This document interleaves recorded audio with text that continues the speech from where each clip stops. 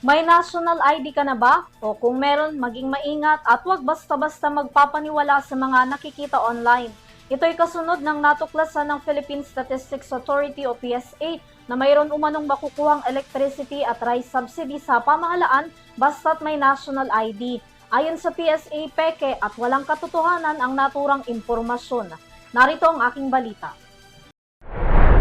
Mariing itinanggi ng Philippine Statistics Authority o PSA na magkakaroon ng 7,000 pisong libreng kuryente buwan-buwan at 8,000 pisong rice subsidy ang lahat ng may hawak ng national ID. Babala ng ahensya, walang katotohanan ang nagkalat na mga video post sa social media tungkol sa nasabing mga subsidiya.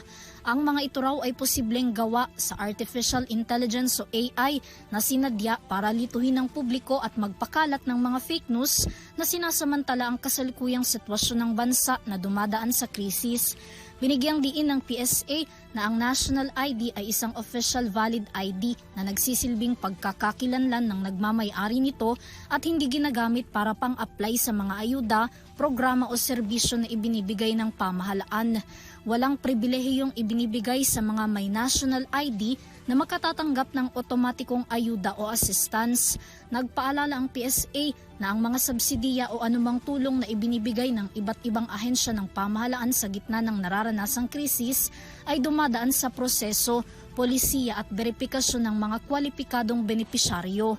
Kaugnay pa rin ng fake news, itinanggi rin ng Department of Social Welfare and Development o DSWD ang kumakalat naman ngayong litrato ng mga 4-piece beneficiary na nakatanggap daw umano ng air conditioning unit mula sa ahensya.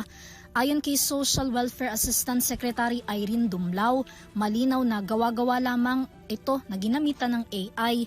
Ang nasabing post, tagline at kahit pa logo ay hindi raw galing sa DSWD. Nakikipag-ugnayan na sila ngayon sa Department of Information and Communications Technology o DICT para imbestigahan ang nasabing post. Nagbabala naman ang parehong ahensya sa publiko na maging mapanuri sa mga nakikita online. Iwasan din daw ang pag-like, share, react at comment sa mga hindi lehitimong content sa internet, lalo na kung hindi galing sa mga verified account ng mga ahensya. Matatandaan na una nang nagbabala ang palasyo sa mga social media accounts at fake news peddlers na nagpapakalat ng mga maling impormasyon na may karampatang parusang kahaharapin ng sinumang mapapatunayang sangkot dito. Para sa EuroTV News, Vanessa Cleofas, sumasaludo sa bawat Pilipino.